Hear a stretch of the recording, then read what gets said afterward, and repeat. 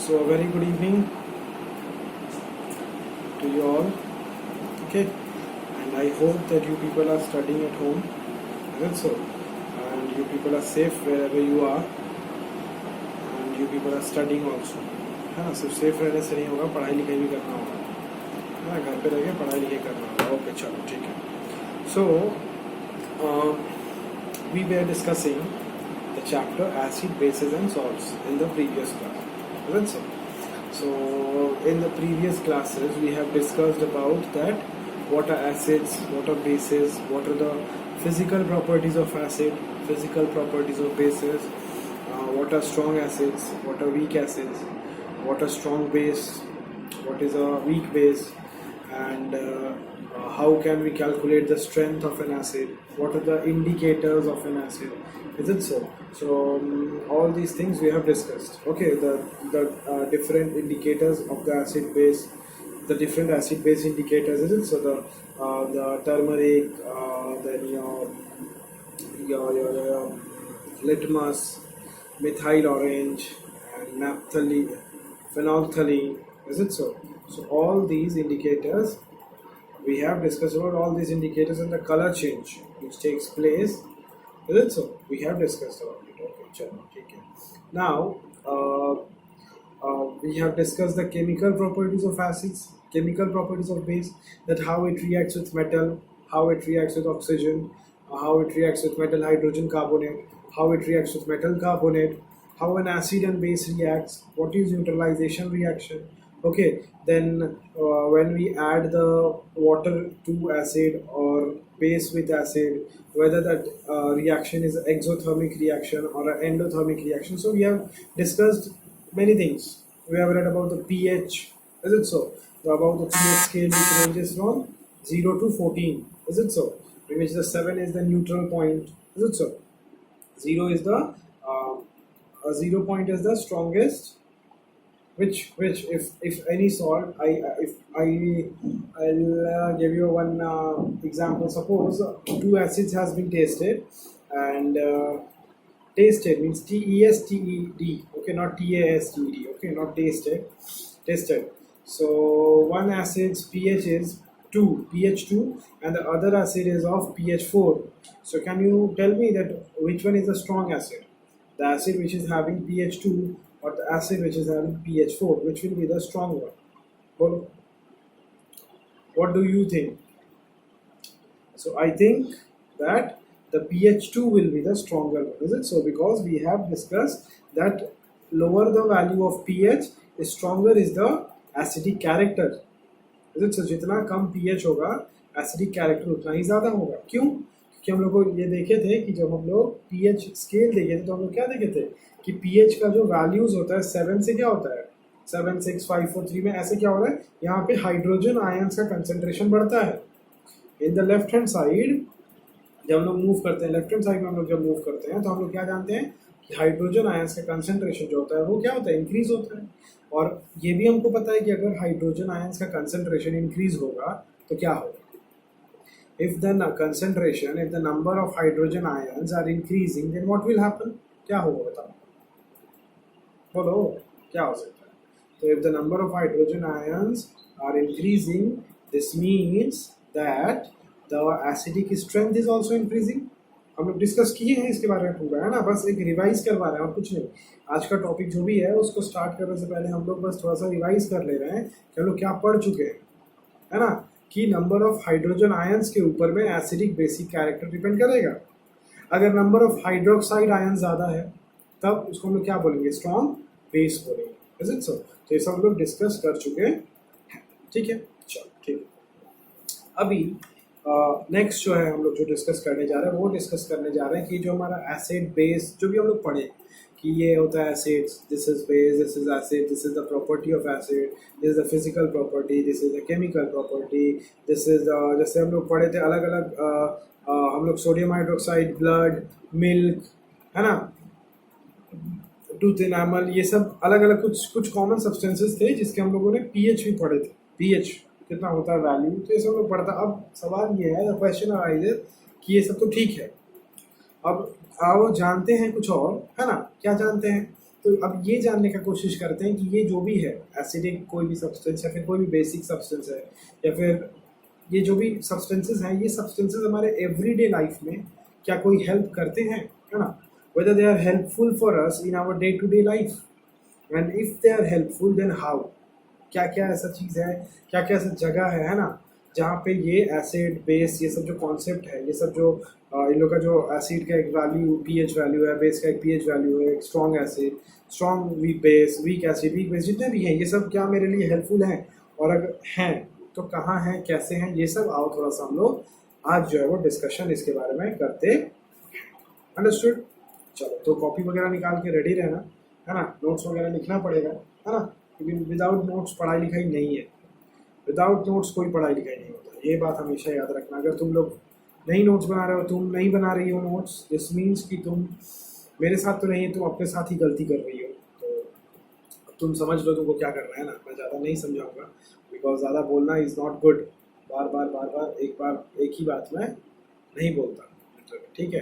ये बात जान के रखना चाहिए हम लोग, है ना, कि हम लोग को अगर सही में सीरियसली पढ़ना है, तो अगर हम चाहते हैं मेरा मार्क्स सही में अच्छा आए, तो हमको अच्छा मार्क्स लाने के लिए क्या है, अच्छे से पढ़ना भी तो पड़ेगा ना, है ना? सिर्फ चाहने से हो जाएगा कि हम चाहते हैं कि मेरा मार्क्स आए लेकिन हम पढ़ेंगे नहीं अच्छे से, है ना? तो सिर्फ चाहने से अगर नंबर आता तो है ना, बहुत बड़ा बड़ा 30 मार्क खान लोग हैं जो लोग चाह के सिर्फ टॉपर बन जाता है, ठीक है? तो यही बात है और कुछ नहीं।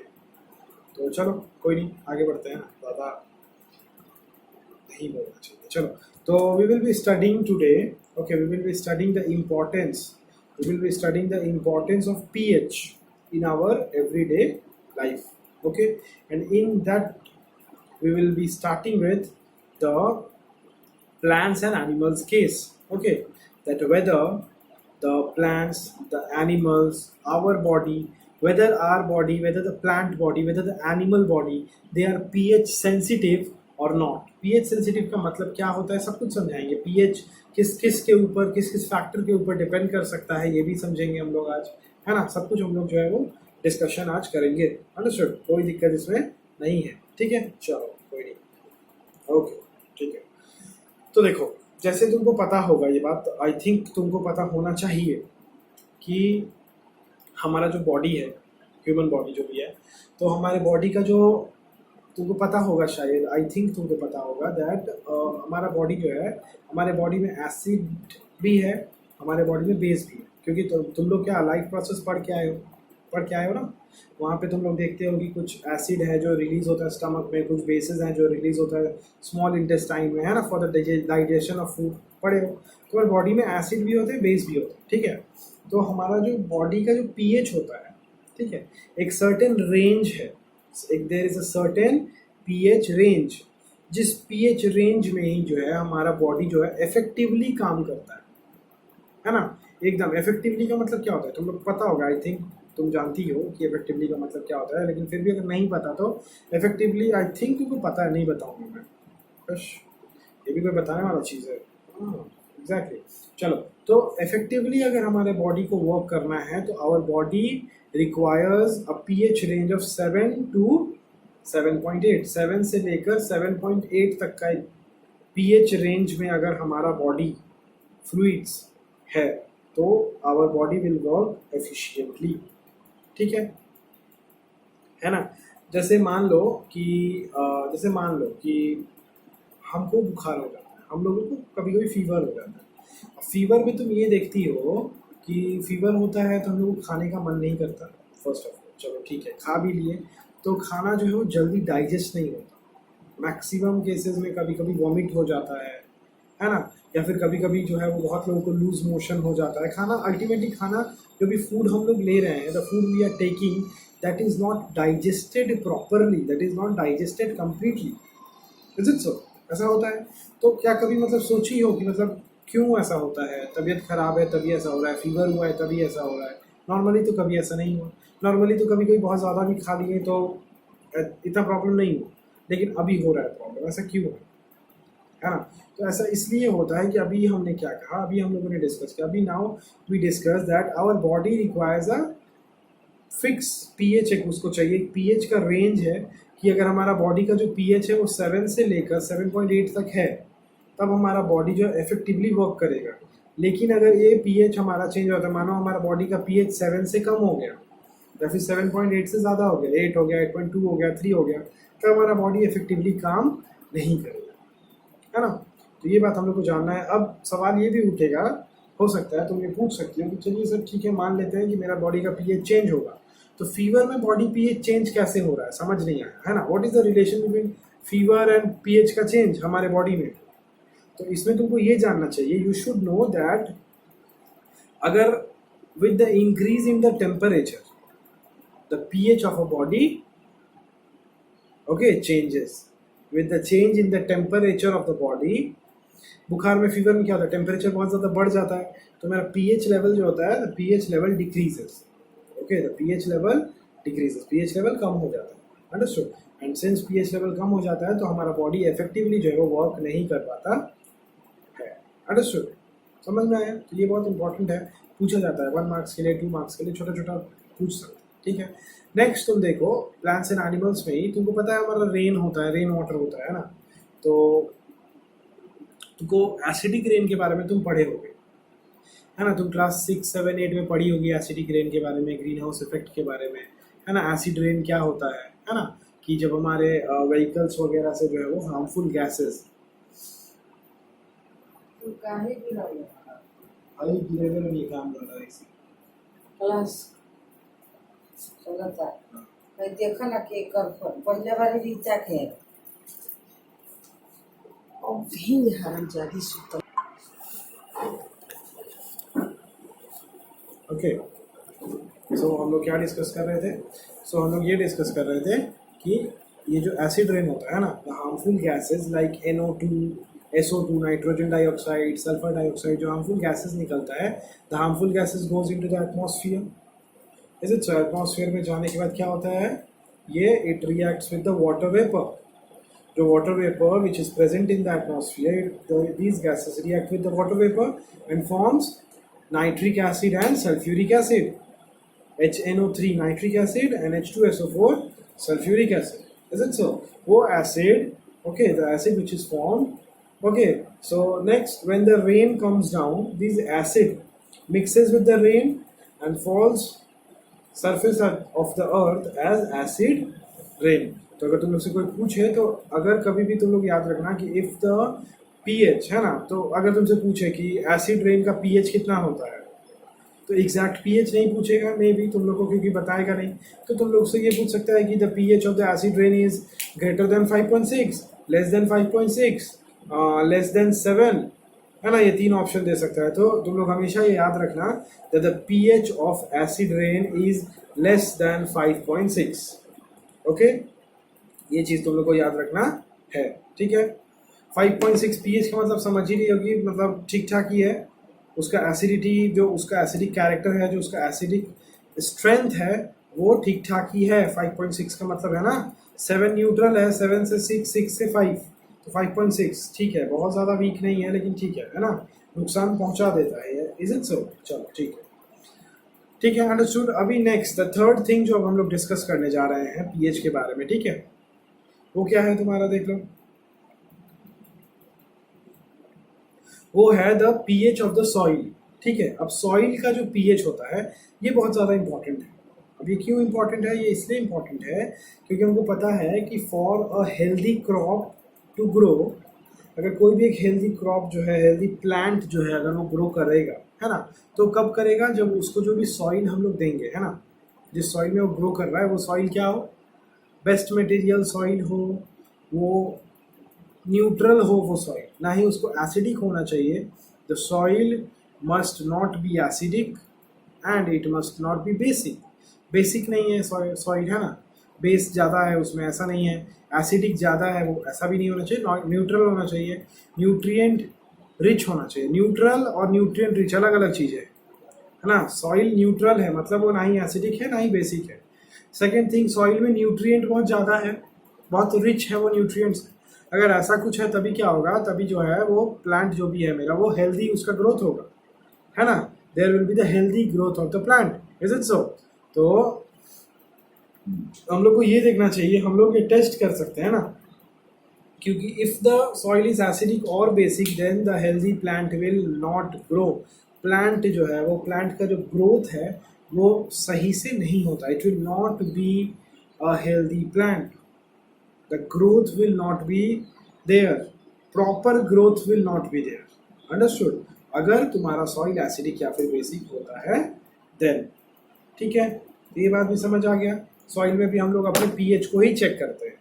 चलो नेक्स्ट हम लोग डिस्कस करते हैं fourth thing, the importance of pH in our digestive system, जिसको हम लोग थोड़ा बहुत डिस्कस कर चुके हैं और भी आगे डिस्कस करते हैं। जैसे for example acidity and basicity, इसके बारे में हम लोग बात करते हैं कि हाँ एसिडिटी हो जाता है, इनो खा लो, है ना। एसिडिटी हो गया तो क्या करने का है, इनो खा लेने का है ना। इनो खा लोगे तो ठीक हो जाओगे, ऐसा बोला जाता है लिटरली, ऐसा होता भी है ऐसा थोड़ी है कि नहीं होता है, गलत बात बोलते हैं, ऐसा नहीं है ना। हाँ चलो ठीक है, तो जो भी है एसिडिक बेसिक ऐसा हो जाता है, हम लोग बोलते हैं ना एसिडिटी हो गया है, कॉन्स्टिपेशन हो रहा है ना। बेसिसिटी में क्या होता है, गला जलने लगता है ना, इस तरीके से होता है ना, इस तरीके एसिडिटी में गला जलने लगता है ना। बेसिसिटी में लगता है अच्छा अच्छा कुछ नहीं लगता, अनईजी जैसा फील होता है एसिडिटी या फिर बेसिसिटी अगर हमको हो जाता है तब, है ना। तो ऐसा जो है वो क्यों होता है ना, तो ऐसा जो है वो क्यों होता है, ठीक है। तो देखो कभी कभी तुम लोग को ऐसा भी होता है कि तुम लोग बोलोगे ना कि जैसे ओ माय गुडनेस मेरा जो स्टमक है वो पेन कर रहा है ना, या फिर तुम्हारे स्टमक में जो है वो इरिटेशन आ सकता है ना, तुम्हारा स्टमक पेन कर सकता है, ठीक है। तो ये सब क्यों होता है, ऐसा अगर कभी होता है तो ऐसा क्यों, कभी कभी स्टमक पेन करता है, कभी कभी हमारा जो तुम्हारा क्या बोलते हैं हमारा ये जो किडनी है, हमारा किडनी के पीछे का जो पोर्शन होता है, बैक साइड वाला पोर्शन जो होता है वो भी पेन करता है कभी कभी, है ना। कभी कभी हमारे चेस्ट में पेन होने लगता है हल्का फुल्का, है ना। मैक्सिमम टाइम में स्टमक में ही पेन होता है, लेकिन ये सब क्यों होता है, ये सब 3-4 जगह पे जो पेन होता है ये इसलिए होता है, या ऐसा होता है तो हम लोग समझ जाते हैं कि लग रहा है एसिडिटी हो गया है ना, लगता है एसिडिटी हो गया इसलिए ऐसा हो रहा है। तो ये एसिडिटी होता क्यों है हमारे बॉडी में, है ना। एक तो है कि bad food habits, first reason, and the second reason is that कि हम लोग को ये पता है कि during the digestion of food hydrochloric acid release होता है। इन केस बहुत ज़्यादा अमाउंट ऑफ हाइड्रोक्लोरिक एसिड अगर रिलीज हो जाता है तो उस केस में क्या होता है कि हमारा फूड जो है वो कम्प्लीटली डाइजेस्ट नहीं होता, तब हम लोग को क्या हो जाता है, इनडाइजेशन हो जाता है।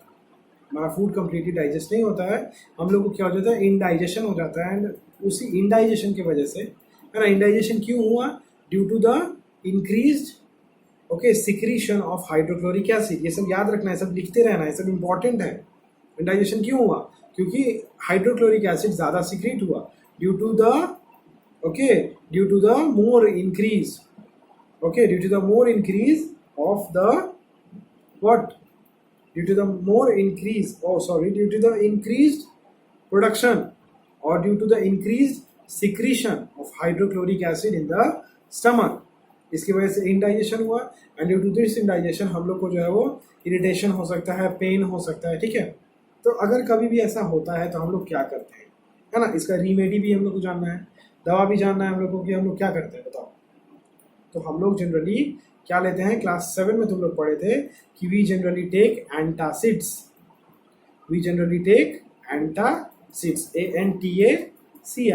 Antacids means anti acids, acid का एंटी है ये, है ना, मतलब ये बेस है, ऑपोजिट है। अगर एसिड का मतलब ये बेस है, तो हमारे पेट में क्या हुआ, एसिडिटी हुआ है, बेस जाएगा, एसिड और बेस रिएक्ट करेगा, रिएक्ट करके क्या करेगा, सॉल्ट और वाटर बनाएगा और न्यूट्रल हो जाएगा। एसिड प्लस बेस मतलब क्या, न्यूट्रल हो गया ना। तो न्यूट्रल हो गया मतलब मेरे प्रॉब्लम से हमको छुटकारा मिल गया, we have get rid of our problems, understood. So इस तरीके से जो हम लोग को करना पड़ेगा। तो जनरली हम लोग क्या लेते हैं, एंटासिड्स का यूज़ करते हैं। अभी तो इन केस अगर तुमको एग्जाम में पूछ दे कि एंटासिड नहीं बोल के स्पेसिफिकली नाम पूछ दे कि किसको यूज़ करते हैं, तो वो भी तुम लिख लो कि we generally use milk of magnesia, generally use milk of magnesia, और मैग्नीशियम हाइड्रोक्साइड भी लिख सकते हो। इसका मिल्क ऑफ मैग्नीशिया का नाम है मैग्नीशियम हाइड्रोक्साइड। तो we generally use milk of magnesia और magnesium hydroxide which is a mild base. It is not a strong base, it is a weak base, which is a mild base for the treatment of indigestion in our stomach. For the treatment of indigestion in our stomach. Understood? कोई दिक्कत, कोई परेशानी? चलो सही, कोई बात नहीं, ठीक है, ठीक है, समझ आ गया?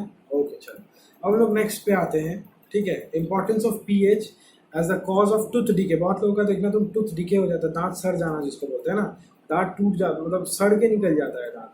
बहुत लोगों का, बच्चों का भी होता है, जो लोग बहुत ज़्यादा चॉकलेट्स खाते हैं, या फिर बहुत बड़े लोगों का देखना, जो लोग थोड़ा सा टोबैको वगैरह यूज़ करते हैं जो लोग, तो उन लोगों के साथ ऐसा होता है ना. तो उन लोग का टूथ डीके हो जाता है, दांत सड़ जाता है ना, सड़ के निकल जाता है, टूट जाता है दांत, कमज़ोर हो जाता है, वीक हो जाता है. तो ये सब क्यों होता है? टूथ डीके क्यों होता है? तो टूथ डीके में भी पीएच का कोई लेवल, पीएच का एक वैल्यू है, पीएच का कोई फंक्शन है, पीएच का कोई इंपॉर्टेंस है. तो ये इंपॉर्टेंस को चलो अब हम लोग थोड़ा सा डिस्कस करते हैं. ठीक है, तो the importance of pH as the cause of tooth decay. Understood? तो टूथ डीके, सब फर्स्ट क्वेश्चन कि टूथ डीके मतलब टूथ डीके कब होगा, कैसे शुरू होगा, कब शुरू होगा. तो ये तुम लोग लिख लो कि tooth DK starts when the pH of our mouth becomes less than 5.5. जब हम लोग का माउथ का pH 5.5 से कम हो जाता है, तब जो है हमारा टूथ डीके स्टार्ट हो जाता है, टूथ डीके होना शुरू हो जाता है. तो लिखो tooth decay starts when the pH of the mouth is lower than 5.5. Understood? First thing, important thing, बहुत इंपॉर्टेंट थिंग. ठीक है, चलो अब यहाँ से देखो, यहाँ से कुछ ऑब्जेक्टिव क्वेश्चंस आ सकता है. कैसे आ सकता है कि जैसे तुमको पूछेगा कि name the constituent by which the teeth enamel is made up of. Means teeth enamel is made up of which constituent, है ना. तुम उस कंपाउंड का नाम लिखो, है ना. Name the compound by which the teeth enamel is made. Teeth enamel कौन से कंपाउंड से मिलके बना हुआ है. तो लिख लो ये तुम लोग कि teeth enamel is made up of. Second point लिखना है इसमें, या फिर जैसे भी लिखना है लिखो, लेकिन इंपॉर्टेंट लिख लो, आएगा. ठीक है, टीथ इनेमल या फिर टूथ इनेमल, टीथ तो प्लूरल हो गया. Tooth enamel is made up of calcium hydroxy apatite.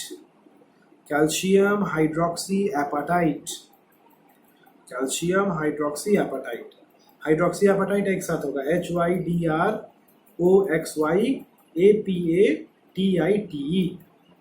ठीक है, हाइड्रोक्सी एपाटाइट. ओके, ब्रैकेट में लिखो it is the crystalline form of calcium phosphate. It is a crystalline form of calcium phosphate.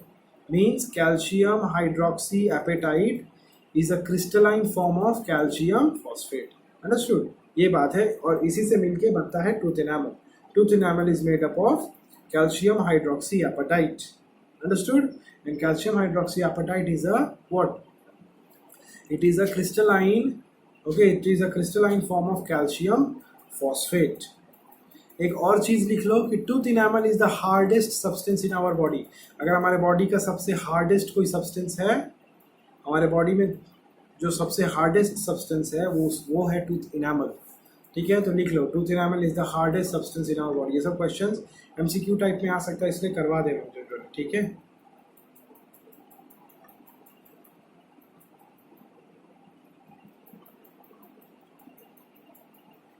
चलो ठीक है. अब देखो कितना आश्चर्य का बात है ना, कि कितना आश्चर्य का बात है. क्या है आश्चर्य का बात? ये है आश्चर्य का बात कि since tooth enamel is the hardest substance in our body, फिर भी ये सड़ जाता है, कमज़ोर होकर निकल जाता है. टूथ इनेमल कमज़ोर हो जाता है, दांत हमारा टूट जाता है, इनेमल में होल्स हो जाते हैं, है ना. इनेमल्स में होल्स हो जाते हैं. क्यों ऐसा होता है ना. तो generally what happens, generally the tooth enamel is a very hard substance. and it does not, okay, it is not corroded. वो कोरोड होता नहीं, किसी भी चीज़ से कॉन्टामिनेट, किसी चीज़ से उसको फर्क नहीं पड़ता है। कब तक?